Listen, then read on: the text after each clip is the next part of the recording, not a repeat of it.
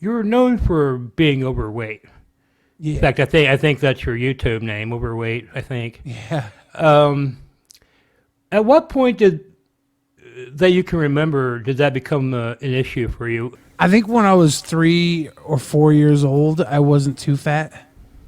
I think I was just a little like a cute little chubby kid, but I wasn't really fat. And then I Mm-hmm. think from around like 5, 6, 7, I started to balloon up. I remember when I was like 6 or 7 or 8 years old. Not sure exactly when. I remember looking down at my legs and the kids next to me in the class, and their legs were like little kid twigs, and I had these big old fucking hams. And that's kind of when I realized I was really fat.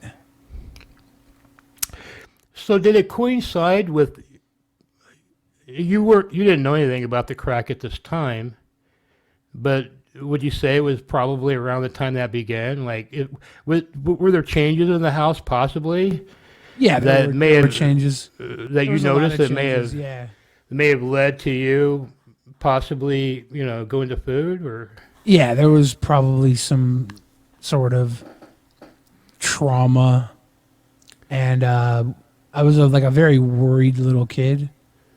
I would always worry about stuff. yeah a So lot of I think I was just stress eating.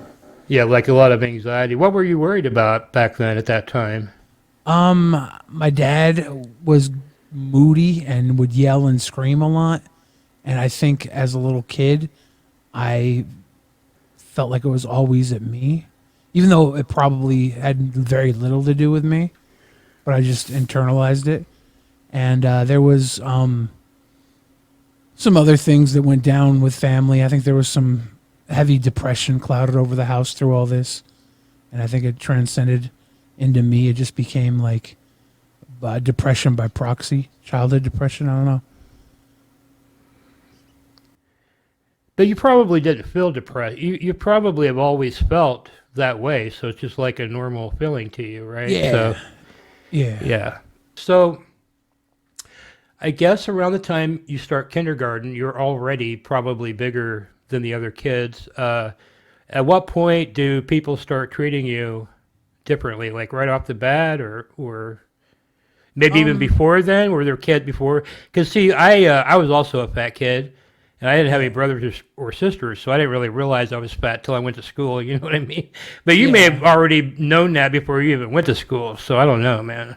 yeah. I think I kind of knew, but it was because I had like cousins and they were all small, and I kind of knew I was a little chubby, but I didn't realize how stupid I was until I started going to school.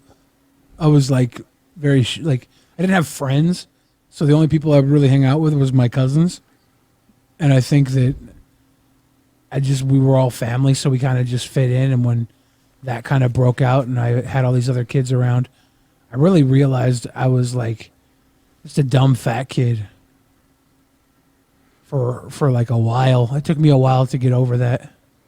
So you felt that way before peers actually said anything like that to you. You were already feeling like that. Yeah, they tried to hold me back in kindergarten. I guess I would hide under tables and stuff during Yeah, class. So they I would did me just be like, too.